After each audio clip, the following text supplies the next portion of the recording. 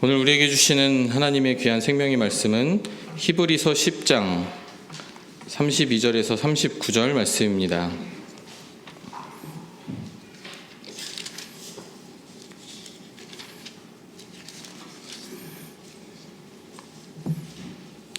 신약성경 364쪽 히브리서 10장 32절에서 39절 말씀, 우리 한 절씩 교독하겠습니다.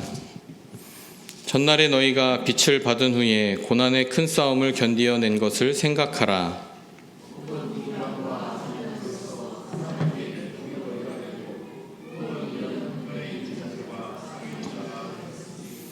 너희가 갇힌 자를 동정하고 너희 소유를 빼앗기는 것도 기쁘게 당한 것은 더 낫고 영구한 소유가 있는 줄 알미라.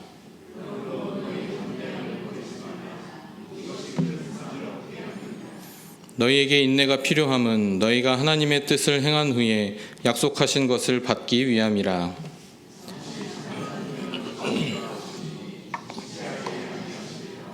나의 의인은 믿음으로 말미암아 살리라. 또한 뒤로 물러가면 내 마음이 그를 기뻐하지 아니하리라 하셨느니라. 우리는 뒤로 물러가 멸망할 자가 아니요 오직 영혼을 구원함에 이르는 믿음을 가진 자니라. 아멘. 오늘도 살아계신 하나님의 은혜가 우리 가운데 가득하기를 소망합니다. 얼마 전에 가전제품을 하나 구매했습니다. 근데 정말 친절하게 설치를 해주고 설명을 참 잘해주더라고요. 그러면서 설치가 끝난 후에 이 설치 만족도 설문조사가 갈 거니까 꼭 좋은 평가를 부탁드립니다. 10점을 부탁드립니다. 이렇게 몇 번을 당부를 하더라고요. 한 나라가 이 선진국으로 접어들게 되면 이 3차 산업이라고 하는 이 서비스 산업이 번창하게 됩니다. 고객들이 만족하는 서비스를 제공하고 그 대가를 받습니다.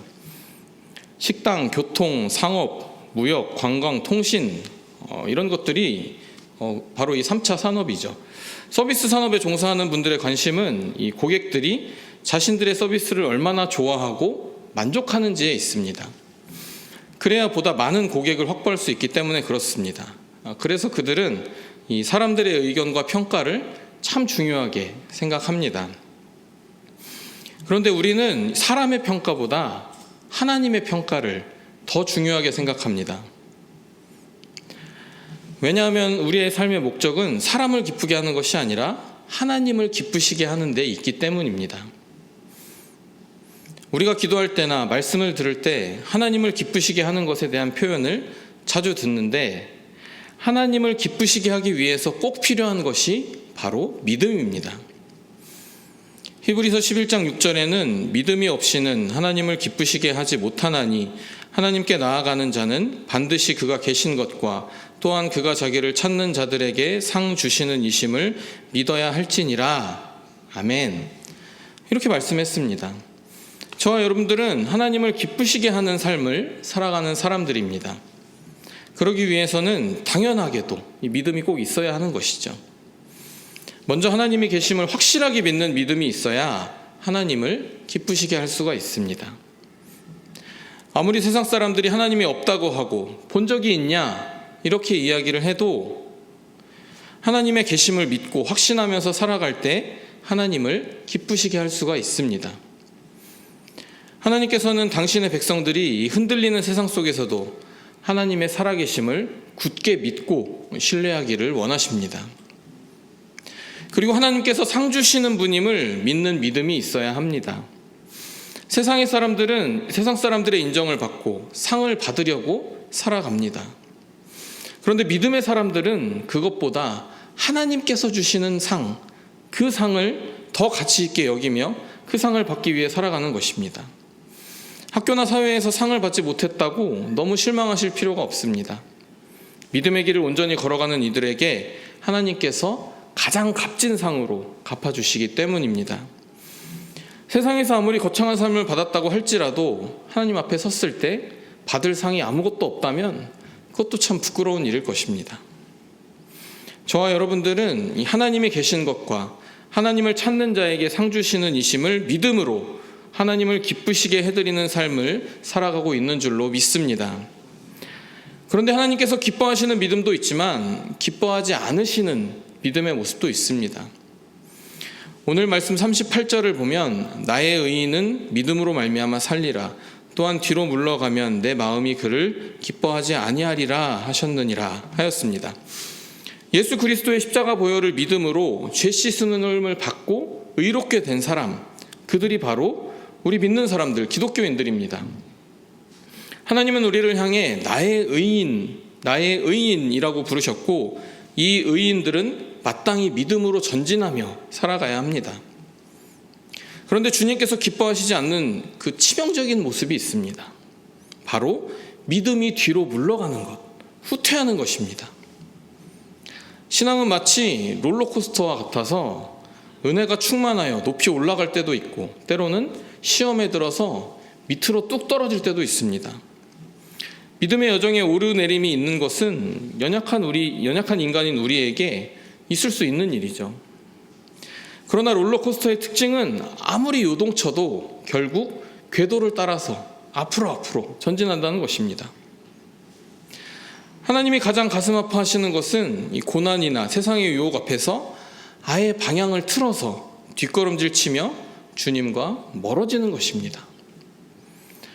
과거 엄청난 부흥을 경험했던 유럽의 교회들을 보면 이 화려한 그 역사들은 뒤로 한 채 예배당은 텅 비어서 박물관이나 식당, 술집, 심지어는 이슬람 사원으로 팔려가는 그런 실정입니다. 하나님의 말씀보다 사람을 기쁘게 하려다 이 신앙의 본질을 잃어버렸습니다. 남의 나라 이야기만은 아닙니다. 주변을 보면 저도 예전에는 교회를 참 열심히 다녔는데 지금은 좀 쉬고 있습니다. 어떤 분은 방학입니다. 이렇게도 표현하고 그러시잖아요. 그런 말을 들을 때마다 참 안타까운 마음이 듭니다.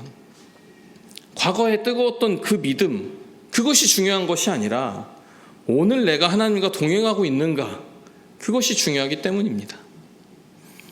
오늘 이 시간 우리는 말씀을 거울 삼아서 나의 믿음이 전진하고 있는지 아니면 뒤로 물러서고 있는지 점검해야 합니다. 뒤로 물러서지 않고 하나님을 기쁘시게 하기 위해서 우리는 어떤 자세를 가져야 할까요? 먼저 담대한 믿음을 가져야 합니다. 담대한 믿음을 가진 자에게는 하나님의 상급이 있다라고 하셨습니다. 이 땅에는 성도들의 믿음을 위축시키는 일들이 많이 있습니다.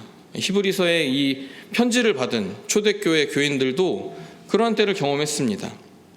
그런데 그들의 믿음이 후퇴하지 않은 것은, 뒤로 물러서지 않은 것은 그들에게 담대한 믿음이 있었기 때문입니다. 32절에 보면 고난의 큰 싸움이 있었음을 말하고 있습니다. 먼저 비방과 환란으로서 사람에게 구경거리가 되는 이 신앙의 위기가 있었습니다. 당시의 기독교인들이 예수님을 믿는다는 것, 그 자체로 사람들로부터 비방을 받고 박해를 당했습니다. 로마의 황제들이 기독교인들을 박해하고 잡아서 죽이기까지 했습니다. 그럼에도 그들의 믿음이 흔들리지 않고 더욱더 견고해졌습니다. 그 비결 중에 하나는 이 같은 형편에 있는 믿는 이들끼리 돌보아주면서 서로 고난을 이겨냈던 것입니다.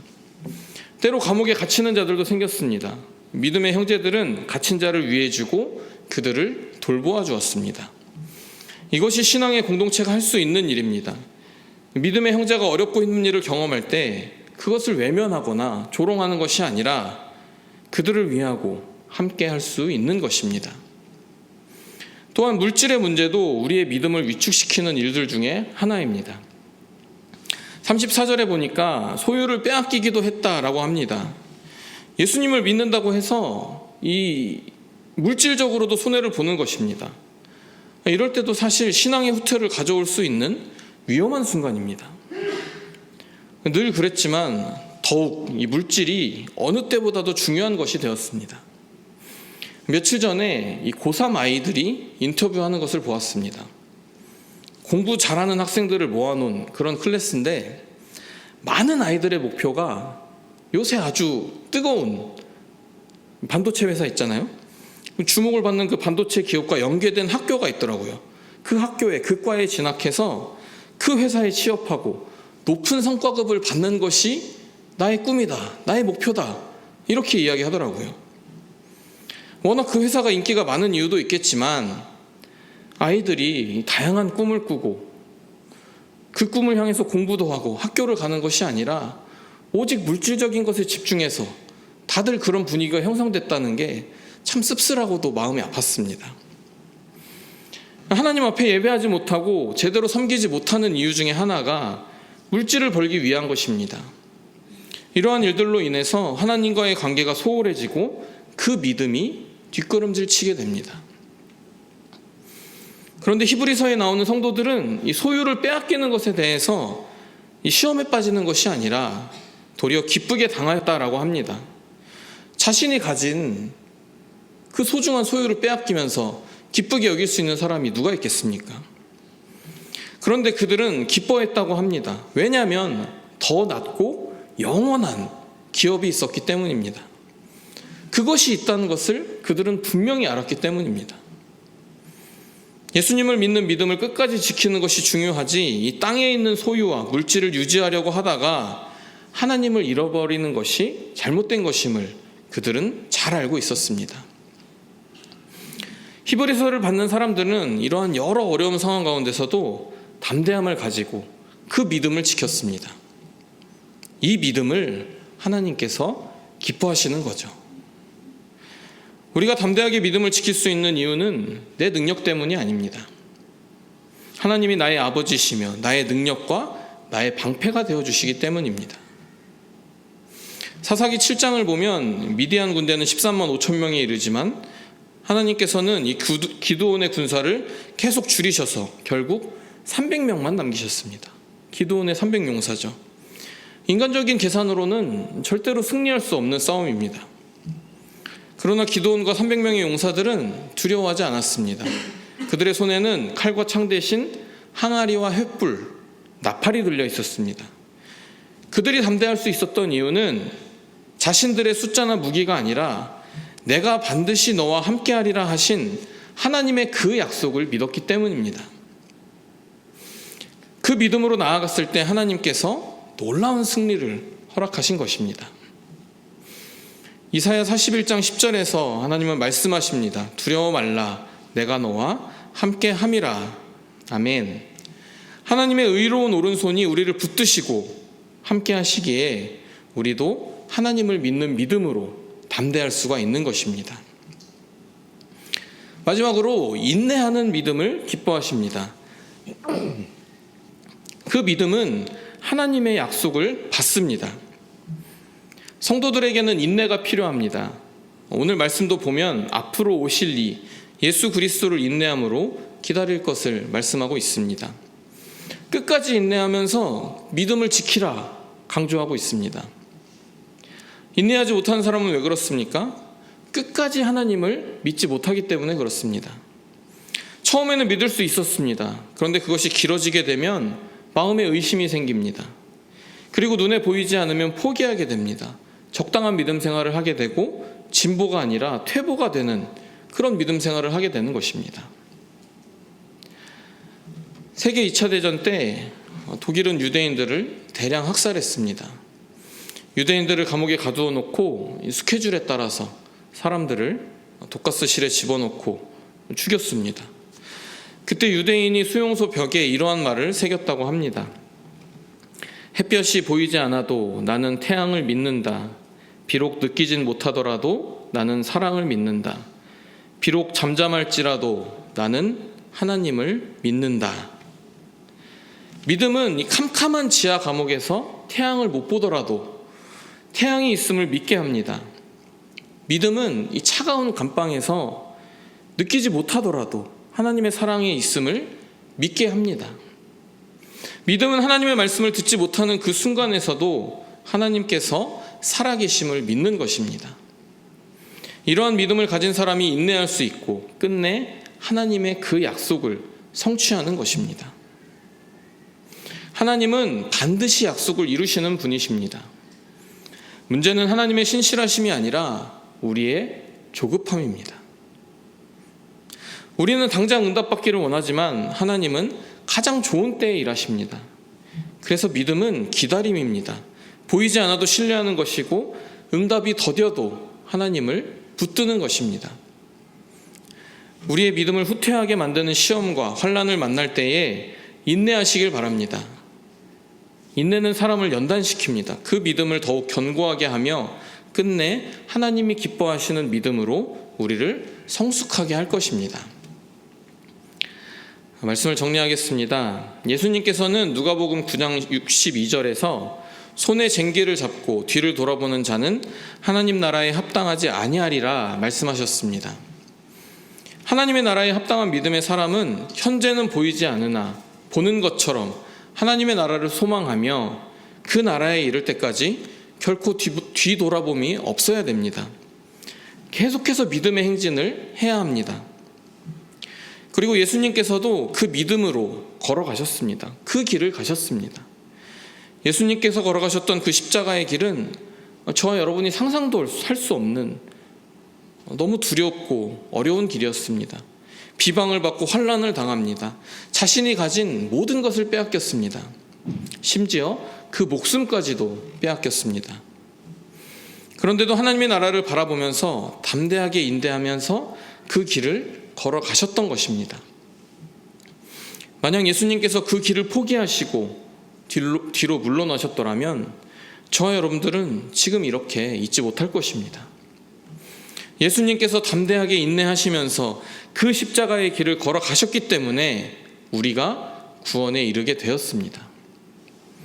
우리도 예수님과 같은 담대함과 인내로 믿음의 길을 걸어가는 것입니다. 하나님이 계신 것을 믿으며 상 주시는 분임을 끝까지 믿는 그 믿음이 주님을 기쁘시게 합니다. 여러 가지 우리의 믿음을 물러가게 하는 일들이 있을 때 도리어 우리의 믿음의 담대함과 인내를 하나님께 보여드릴 수 있기를 바랍니다. 그래서 하나님을 더욱더 기쁘시게 할 수 있는 믿음의 사람들이 되시기를 바랍니다. 하나님의 의인은 믿음으로 삽니다. 저와 여러분들은 믿음으로 의롭게 되고 믿음으로 예수님을 만나며 믿음으로 장차 있을 더 낫고 영구한 소유를 받는 우리 모두가 될 것을 주님의 이름으로 축원합니다. 신실하신 하나님 아버지, 말씀으로 우리를 권면하시고 믿음을 새롭게 하심에 감사드립니다. 주님, 우리가 뒤로 물러가는 자가 아니라 오직 믿음으로 살아가는 주의 백성 되게 하여 주시옵소서. 고난과 시험 가운데서도 담대함을 잃지 않게 하시고 하나님의 약속을 바라보며 끝까지 인내하게 하여 주시옵소서. 오늘 드려진 모든 기도 위에 응답해 주시고 우리의 가정과 생업 그리고 성암교회 위에 주님의 은혜와 평강을 더하여 주시옵소서. 영원한 상급을 바라보며 믿음의 길을 끝까지 걸어가게 하실 예수님의 이름으로 기도드립니다. 아멘.